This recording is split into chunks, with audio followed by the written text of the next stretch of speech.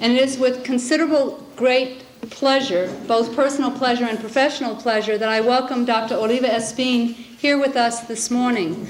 Dr. Espin is currently the Associate Professor of Counseling Psychology at Tufts University. She comes to that position from a position at Boston University, where she was a professor of psychology and instrumental in starting a master's and doctoral concentration for students interested in work cross-culturally in counseling, and a long history of research and direct service in the area of cross-cultural psychology and counseling services to the Hispanic community. She also has a distinguished career in women's studies and women's programs within psychology, and she and I have been collaborators and colleagues in a research group over the last several years. She will speak with us today on issues in the psychology of Hispanic women. Thank you.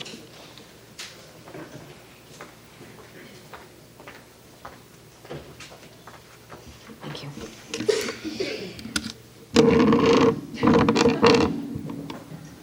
Not everybody's equally tall.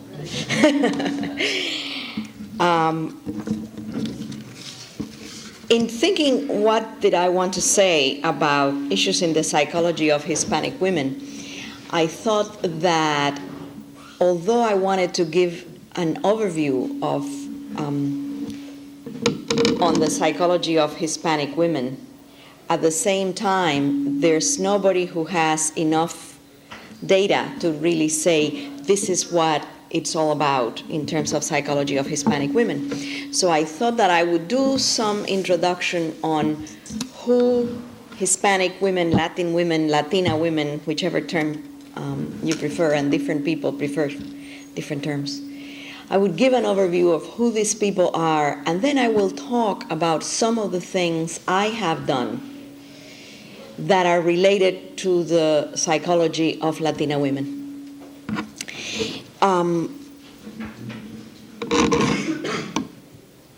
First, I hear a vibration, and I'm worried that it's going to be in the tape. That's why I'm trying to move from this.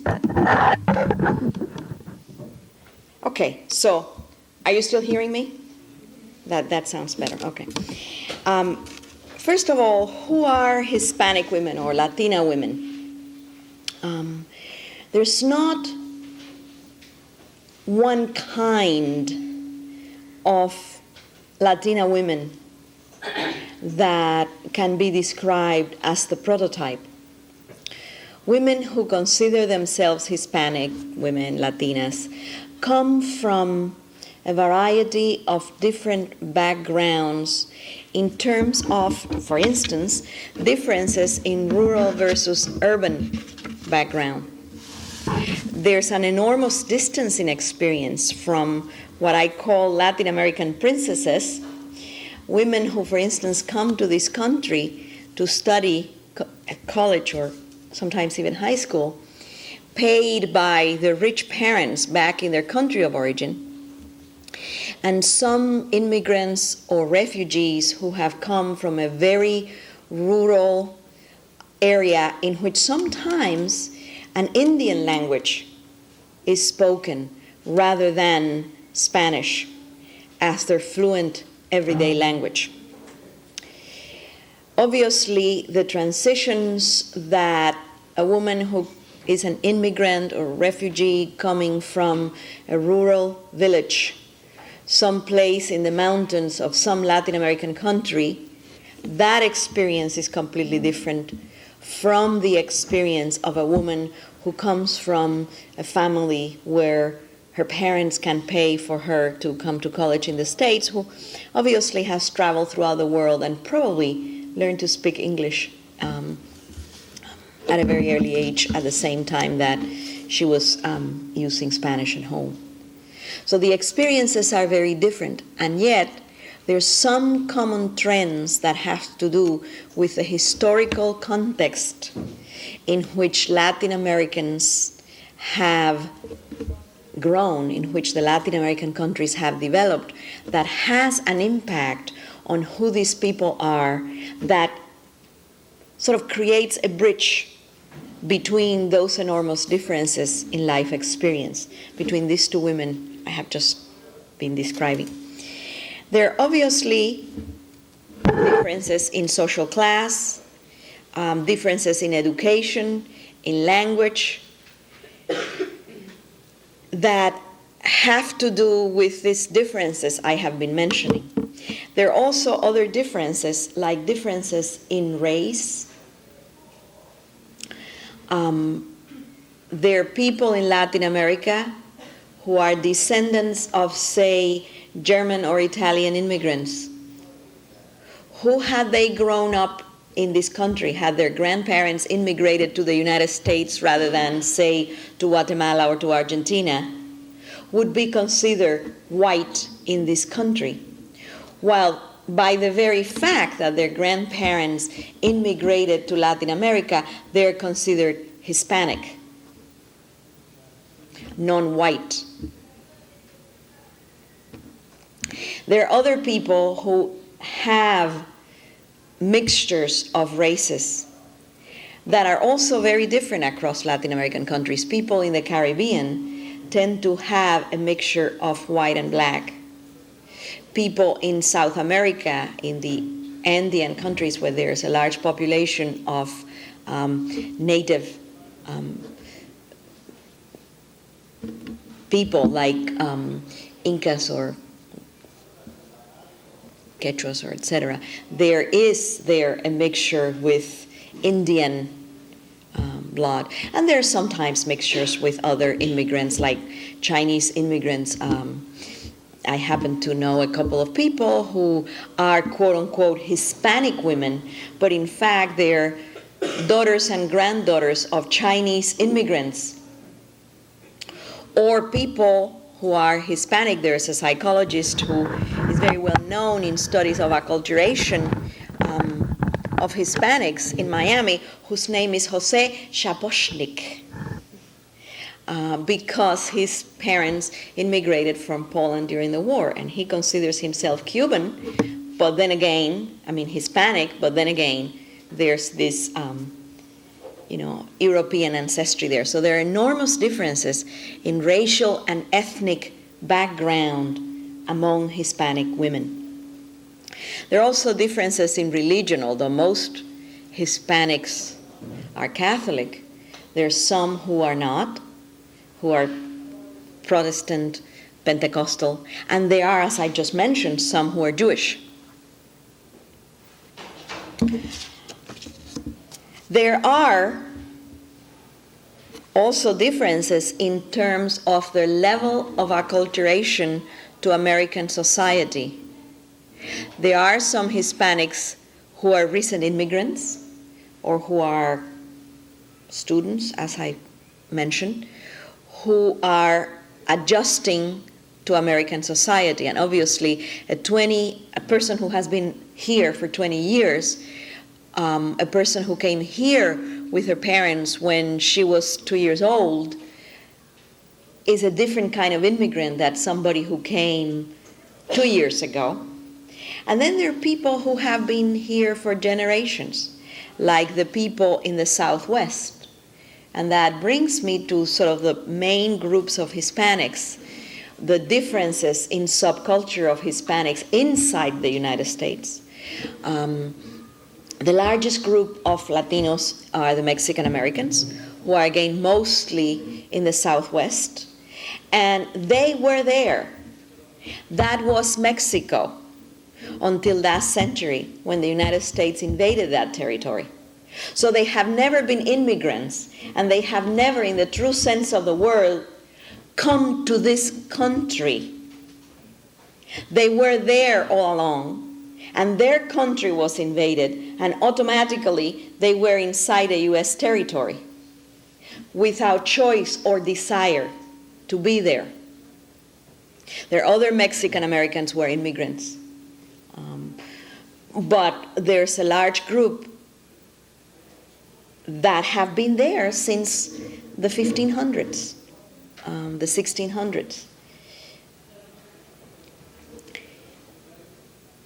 Mexico, in fact, was Mexico long before the U.S. was the U.S., about a century before. So those people were there for a century before.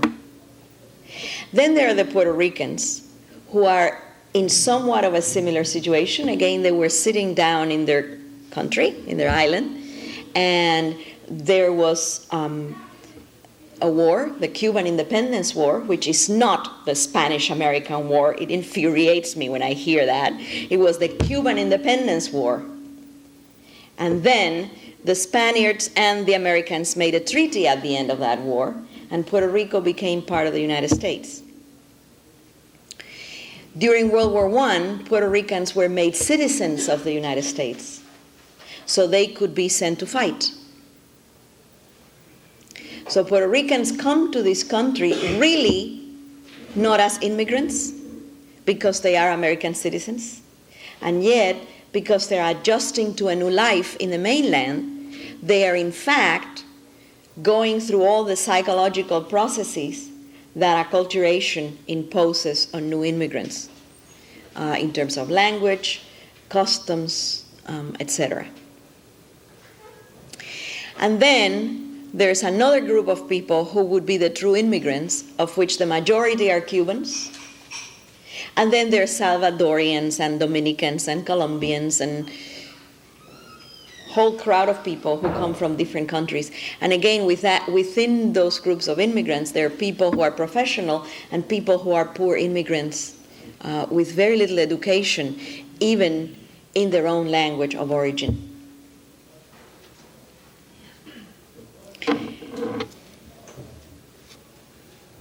What do they have in common? I've been saying these are things that Hispanic women have that are different. They have in common the fact that most of them come, or their ancestors come, from traditional societies. And there are certain characteristics that all traditional societies have that are transmitted in the culture, even for people who were born in this country, so in reality have never truly been members of a traditional society, and yet in their Hispanic culture there is a sense of traditionality that is with them. For instance, one very important characteristic of traditional societies is that personal contacts and personal connections and networks are more important than anything else. In this U.S. society, what is most important is the development of the individual. And for me, for instance, doing therapy, psychotherapy, counseling is predicated on the idea that each individual develops themselves and becomes a certain kind of person for their own sake. In fact, that what we are doing, supposedly, is helping people separate and become independent from their family of origin, to be their own self, their own individual. In traditional societies, and this includes then the culture in which Hispanics are immersed, interdependence in adult life is what is considered mature. To be able to continue to be connected with your family in adult life. And there's some things that are good and bad in both positions. In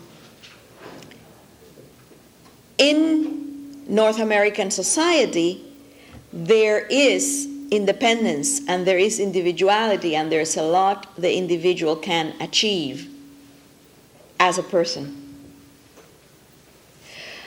Sometimes the price to pay for that achievement is an enormous amount of isolation. This is a very lonely society. In Latin American context, or if you wish, in traditional societies in general, loneliness is never a problem. People support each other, and particularly in terms of women, there are lots of networks of women that take care of each other's children, for instance, rather than what happens here, that it's a woman alone with a 3-year-old and a 1-year-old all day without really interaction with adults and tied to being with those kids. In a traditional society, women have a lot more freedom in terms of going places and leaving the kids with another woman, and they would do this constant rotation of babysitting for each other, or mothers will take care of their daughters' children very frequently. So there's a lot of support. You're really never left alone. Regardless of how bad you have been, your family would always receive you back. There's very seldom that you would hear some of the stories I hear here of people who did something that their family disapproved of, and they are completely cast away and not wanted anymore in the family. That never happens in a Hispanic family. Children can do the worst thing on earth, and yet parents and siblings would always provide support. Now, the price you pay for that is that everybody minds your business. And everybody has something to say about what you should be doing. So I'm not saying it's idyllic. I'm saying you pay different prices for different things in different societies. And the price you pay in a traditional society is the fact that people are constantly meddling into your life. Particularly for women, gossip. It's an instrument of social control that controls their lives, sometimes from an incredible distance. I always tell my students, if you have a Puerto Rican client in therapy and she says, people in Puerto Rico are talking about me, don't think she's paranoid. That's probably true. People in Puerto Rico are probably talking about her. I have had the strangest instances in my life, from things like organizing a conference on Cuban women here in Boston, and somebody calling my mother in Miami to ask her how come I had turned into a communist. Or things even more recently of seeing people in therapy and suddenly find out that this person I'm seeing in therapy knows someone who knows someone, and they had a conversation in Miami Beach about the fact that I was seeing this person in therapy. Things like that are, I'm even talking about things that are somewhat external, but the gossip would go into your life and would control you from a distance in ways that are very unpleasant sometimes. At the same time, you do get all this protection and all this care and all this being together. Also, the role of women in American society in general is full of contradictions at this point. The role of Hispanic women, I think it's full with even more contradictions, because it's not just the role of women per se, it's the role of women who are coming from a traditional society. And that traditional society is sort of in the process of adapting to American society. And what happens sometimes is that part of that acculturation process creates tremendous strain for women that go beyond the strain that American women experience. For instance, I have found consistently that people who are undergoing an acculturation process and are willing to adapt to American society in all sorts of ways will stop the moment sex roles are touched. Like, sex roles are the cultural untouchable. It is our culture that things happen this way, so the role of women cannot change. It is our culture that we do not celebrate Thanksgiving, and yet we all do. But if women were to do something else, then it is our culture. Or it is our culture, and this is typical of traditional societies, to never be on time. Okay? And yet, Latins in this country adapt to being on time for work. So there are pleasant and unpleasant things that people adapt to when they're undergoing an acculturation process. But when it comes to the role of women, it stops there. It is our culture. We don't have to do this. On the other side of that, and this is true usually of younger women, adolescents or young women, in the process of acculturation, in the process of assimilating American values, etc., very frequently, young women will use sexual behavior as a way of telling parents, I will do whatever it is I please. All young women in all cultures do that. But when your parents are putting a value, say, on virginity, that it's very, very strong, and you are saying, I will not be, the rebellion is stronger, and it's felt by the parents as Americanizing too much. And these are the same parents who want their children to be Americanized and know English and have an opportunity and etc. But the moment it gets to anything that has to do with women's roles and sexuality, Americanization stops there. We don't want it. And again, the girls then tend to be particularly strong with that. And like everybody who is learning a new culture, we are bound to do things that are an exaggeration. And sometimes you may find some young women who would think they're being Americanized or are being very American but acting in certain ways, when in fact those ways are really not typical of American women of their age. They're exaggerating sexual freedom. And there is a stereotype in Latin culture that all American women are very free with sex anyway. So if you want to be American, what you have to do is be very loose, and then you would be very American. Okay? And it's stereotypical behavior, but we all respond out of those stereotypes. So sexuality can become an area of conflict for young women with their parents. There's also a contradiction between the importance given to virginity and yet the protection provided to unwed mothers. It is part of what I said before, that children will never be cast away regardless of what they do. So even if there's a very high value placed on virginity, if a girl gets pregnant, number one, the idea of abortion will not be there as frequently. And number two, her mother will be willing to take care of that child for her and of taking care of her rather than rejecting her.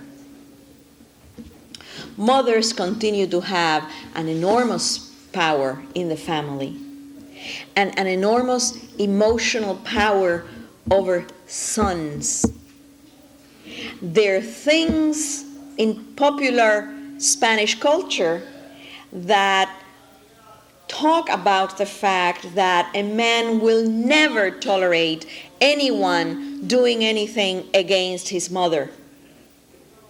And if it is a question of choosing between wife and mother, the one that would be chosen would be mother.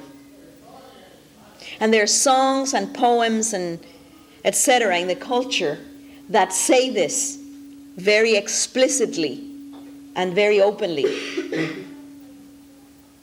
What happens, though, is that this man, who may be unfaithful to his wife but faithful to his mother, has little sons who would do exactly the same. They would be very faithful to their mothers and very unfaithful to their wives. So a woman as wife may not get from her husband the faithfulness she expects, but she can get that from her sons when they grow up. And again, I don't want to generalize. I don't want you to go around saying, in Hispanic culture, all men are unfaithful and then they're good to their mother. I'm not saying that, okay? I'm saying it's something that could happen. And that then fosters machismo, who I'm sure you've heard about. It fosters the fact that the mother accepts from the son any domineering behavior around women or any not so good behavior towards other women, as long as the son is faithful to her and it's good to her. And so she's perpetuating as a woman the right that men have to dominate over women. And again, it becomes perpetuated generation after generation. An important thing that I have not mentioned, but that it's common among all Hispanic groups, regardless of how different they are, is language. And the fact that Hispanic language is the language of emotions, even for people who do not speak Spanish anymore. And this is true not only of Hispanics. Any children of immigrants, any person who spoke a language at home at a certain age, and then that language changed because they learned English better than Spanish, still keeps, or better than Japanese or better than whatever language, still keeps the emotional load that is associated with the original language. For therapy, that is very important, because if you're doing therapy in English, you're never fully touching certain parts of the person that are deeper. For everyday work, people who have different levels of mastery of English would have more or less difficulty for finding jobs and being educated and etc. And again, something that happens is that language is used by adolescents as an instrument of rebellion. And something that is typical is that in high schools where there's a large population of Spanish-speaking kids, they would use Spanish among themselves when the English-speaking monolingual teachers are around, and they will use English at home where their parents are around. So it's not a question of facility with language, it's a question of making sure you use the language that leaves the adult outside. So it's an additional tool for rebellion and distancing. Also, there are messages about the value of a language that kids receive.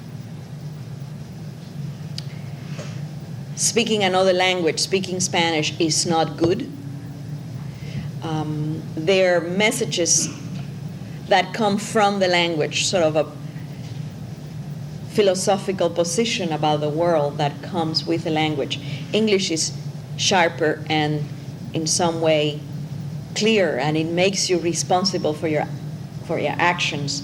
In English, I dropped the cup, I missed the train, and I end the letters with just one word. In Spanish, you have to use 15 words to end the letter, and what happens to you is that the cup dropped from your hand and the train left you. It's not your fault. Okay? And this is verbal, this is grammatical, this is not something that people create on the spot, but it's giving you a message about the world. And I mean, I could talk about language for 2 hours. I'm going to stop there. There's a lot of that is very psychological. Okay. In terms of my work, what have I done professionally? First of all, therapy with Latin women. This is the population I see in therapy.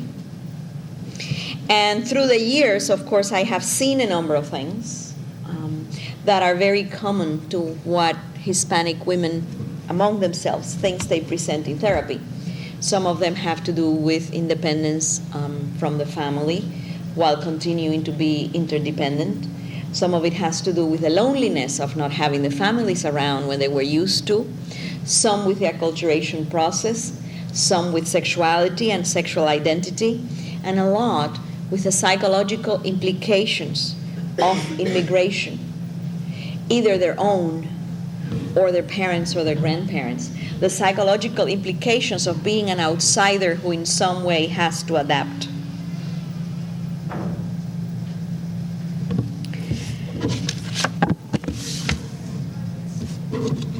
Again, there's a lot I could say about what I see as important components of therapy with Latina women. Since you are not therapists, I would have to start explaining technical terms and it would get too complicated, so I'm going to skip over that. And I'm going to go through some studies I have done on Latin women. For instance, years ago, I did a study of 15th birthday celebrations. The quinceañeras, women who turn 15, who have a party because they turn 15. And I have followed that. I've done that in 1969, in 74, and in 83, looking at what is different in those celebrations. And this study was specifically done in Costa Rica. What is different in those celebrations? What is similar through the years? And what do these women think about the fact that they had a party, they are adolescents, they are 15 years old. It's a very symbolic ceremony in the culture, and it does something interesting, and it's a statement, it's a rite of passage, but it's a statement of sex roles. The answers of girls who turn 15 is usually that they had some sort of party, and in these parties they dress in very light colors, and sometimes they just go to, if the party is big enough, they dance with this guy, and then they dance with their father, and then they dance with this guy. It's sort of a way of emphasizing the purity and of this girl who goes from father's arms to boyfriend's whatever arms, like this is the role of women. The boys who answer the questionnaire either did not have anything, no celebration at all, or they were taken for the first time to a prostitution house by their father, uncle, or older brother. Okay? So there's a message there also of what men are supposed to do and how they are supposed to treat women. And certainly the virgin-whore dichotomy for women is very strong in Latin culture, even to this day. Another study I did was I collected critical incidents that had happened to college-age women in 2 Latin American countries, and compare that with incidents that had happened to American women in 2 universities in this country. Incidents that happened to them because they were women, and their evaluation of what these incidents meant to them.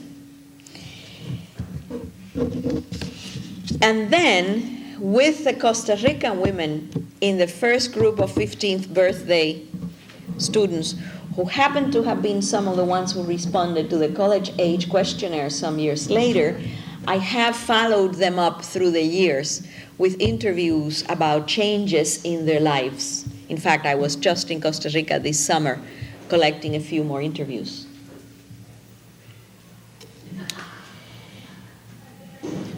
Also, a little study on the attitudes towards the role of women in Cuban women in Miami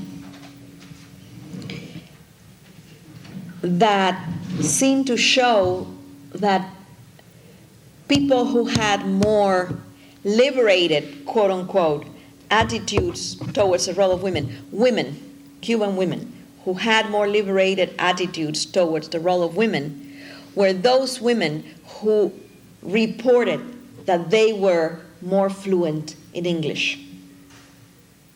And of course, it is not clear if speaking more English gave them more access to other ways of thinking, or if because these women had a different way of thinking, they explore the world outside more, so they were able to take in more information. It's not clear.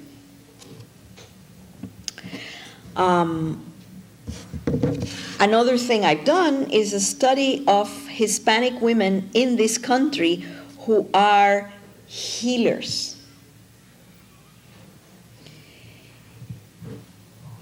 And basically what I did was I collected their life histories and tried to find out why they had become healers. What, in terms of who they were, had made them accept this role.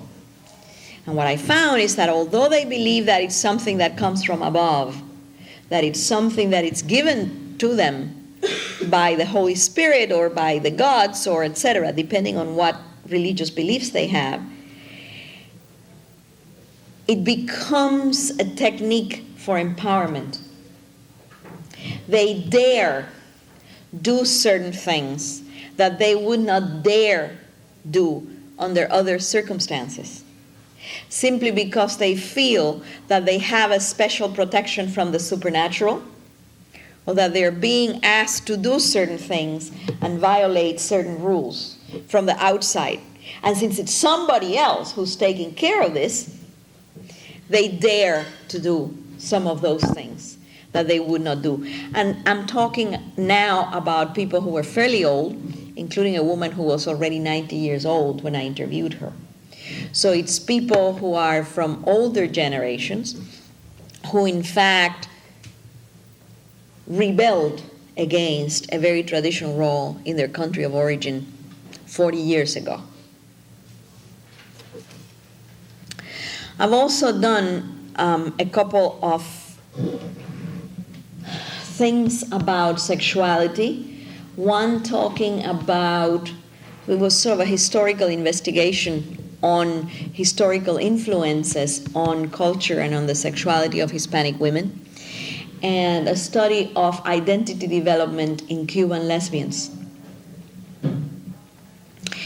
And then a study of letters written by a woman whose parents were in prison for political reasons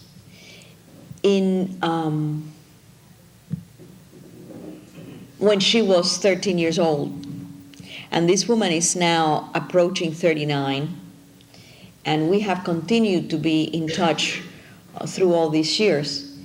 And it's a content analysis using a particular system to work with personal documents, in which we're trying to analyze how does an adolescent develop her identity in a context in which historical events are distorting what would have been normal. The process of becoming more of an adult had to be done away from parents, and at the same time very concerned that any anger against parents was a horrible thing because parents were in prison. So she had to protect them and care for them rather than be angry with them. Although at the same time she was very angry because they had put themselves in such a political position that they were taken to prison and made to abandon their children, and they should have thought about that.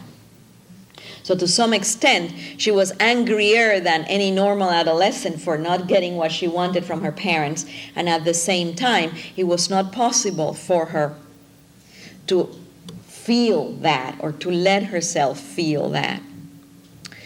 Because, I don't know if you know about Erikson's theory, but because she developed her identity at a time when she had to be very concerned with parents, very concerned with her younger brothers, very concerned with the people who were taking care of her, who were being so good and generous for taking care of her, etc. There was a lot of taking care, a lot of what you would consider activities of the generativity stage of Erikson. What happened was that she developed her identity around the generativity in such a way that at this point she doesn't know who she is if she's not taking care of someone. Okay? So it is one single case study, but it's sort of a very unique, in-depth possibility for looking at one person under those circumstances and sort of trying to understand what happens to adolescents. And since there's so much political turmoil in Latin America, to look at what happens to adolescents who are immersed in this kind of political turmoil, parents who have been in prison, parents who have disappeared, etc. What implications does this experience have for people? And also, because she's older already, we can talk about what happens later in life for somebody who went through this in adolescence in a way that we cannot do for people who are going through this at this time. And then finally, something that still has to be developed further is that I went to Cuba for the first time in 23 years, 2 years ago, and kept a very careful journal to observe my own psychological reaction to going back to a place that you had not seen for half your life. And found out some very interesting things, including, for instance, the fact that I discovered that Cuba was real, that it really existed as a geographical, physical entity, and not just as a memory that has to do with my own life. I have, since I did this, I wrote a little piece on that was published in Sojourner, and I have, since I wrote this, talked to several people, several Cubans, but also a Hungarian woman, who have gone through a similar experience of going back after half their life, and they all talk about this discovery of reality that they did not know. And also, they did not know that they did not know. I mean, I never knew that I thought Cuba did not exist. Okay? Of course I know Cuba exists. But it was being there that gave me that feeling. So, again, there's something to be explored in there about what happened to immigrants. And again, this is not just applicable to Hispanics, except it's of interest to me in terms of Hispanics. What happens to immigrants when they go back, and what happens to immigrants while they're here, letting go of that it's back there.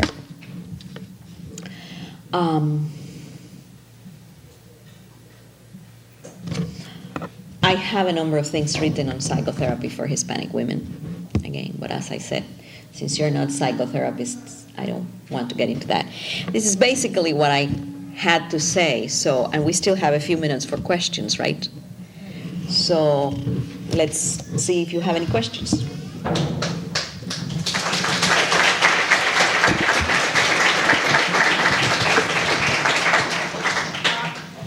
you say that acculturation is a stronger influence on Hispanic female adolescents than the mother's influence?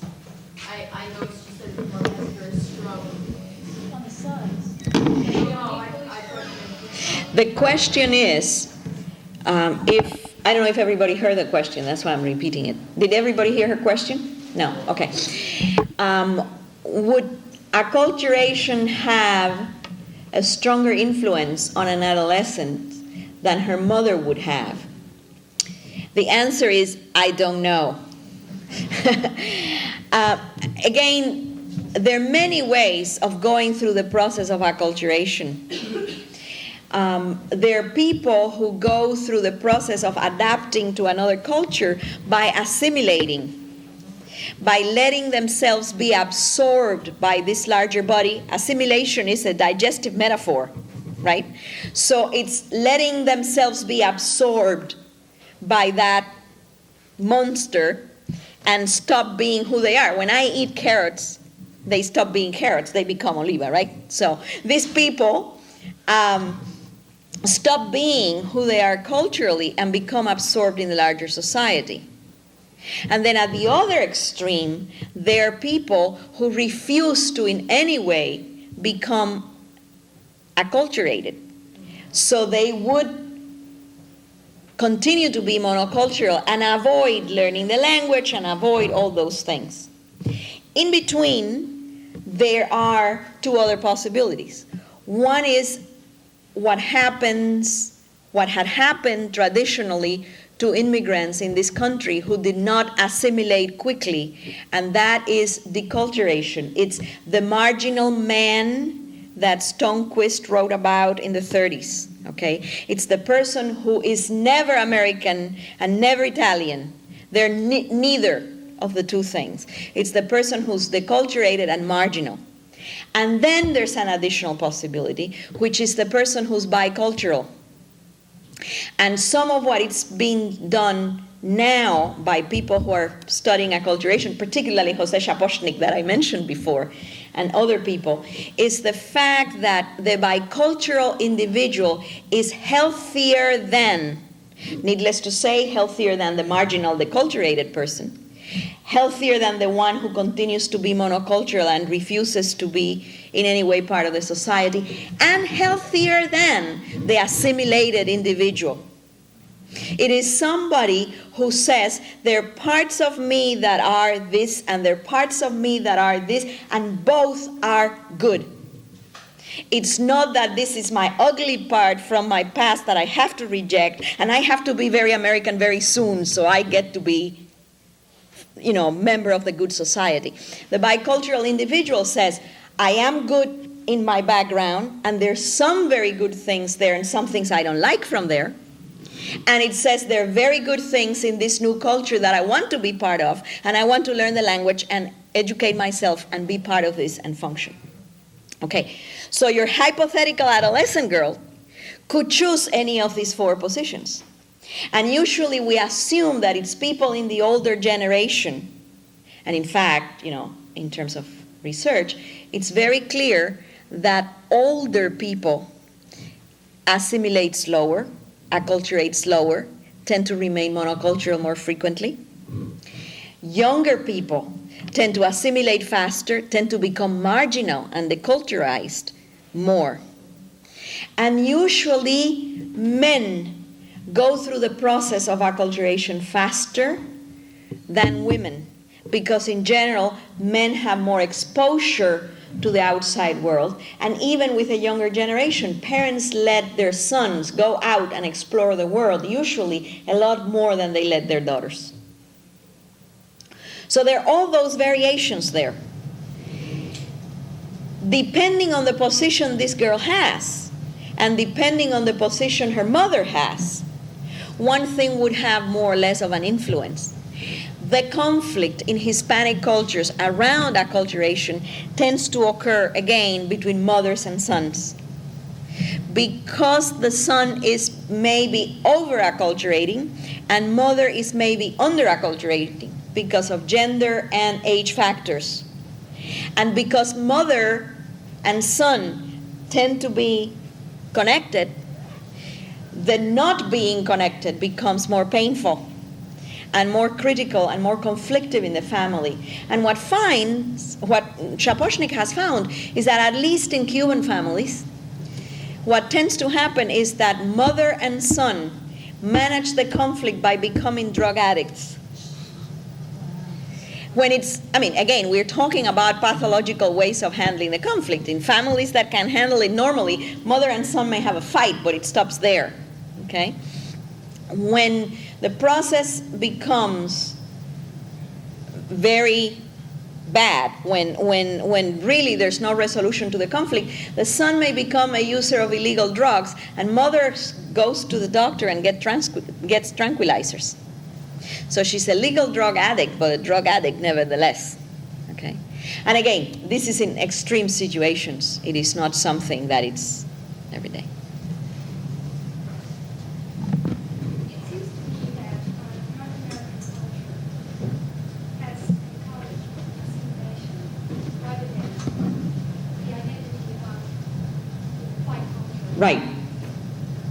I'd like to hear your comment about that. I also have another question. It seems that one of the powerful identities of Hispanic are Hispanic women. How do they Do they what? Do they question the fact that they could choose not to be mothers? And if they choose not to be mothers, how does that affect them in their community and in their network? Okay. To the first part of assimilation has been what has been encouraged and not biculturalism, I think I already gave my answer. It seems that the bicultural individual is healthier. So maybe we need to start educating policymakers and educating teachers and educating people as to the fact that keeping your language and some of your cultural values does not make you un-American. It makes it easier for you to be comfortable in American society, and it makes it easier for you inside as an individual, psychologically. Okay. The other part about motherhood. In all societies, and this is true for American society also, motherhood is one of the places where women get their value. And it is very difficult to let go of that. It is particularly very difficult to let go of that when there are no other sources of satisfaction in a woman's life. The more educated women become, the fewer children they have. And this is all across the world. The more aware they are that there are other possibilities. I think there's a price to pay for not being a mother internally and in terms of societal approval, and there's a price to pay for being a mother internally and in terms of societal approval. And again, each person makes the choice that she can tolerate best. Sometimes, though, people feel that they cannot choose, that this is what has to be. And the more traditional a society, the more difficult for anyone to conceptualize the possibility that you can choose. I don't know if this answers your question, but okay. Anything else? Oops. Does the traditional culture, what kind of sanctions would they impose on someone who doesn't follow the traditional culture? Someone, for example, who chooses not to be a mother? Well, again, as I said, you will never be rejected. They will gossip about you, but you will never be rejected. I was really struck by it seems to be a double-edged sword, the premium put on virginity, yet the concept that no matter what someone does in the culture, they will never be turned out.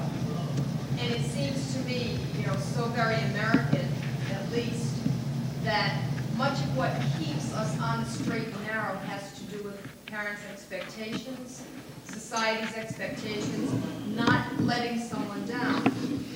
While that is not necessarily good, at certain ages perhaps we need that structure. And it seems to put a lot of pressure on an Hispanic individual to know that no matter what he or she does, there won't be any major penalties to pay within the family. There will be, though, because you know that people are going to be talking about you and disliking you, and that is a tremendous source of control.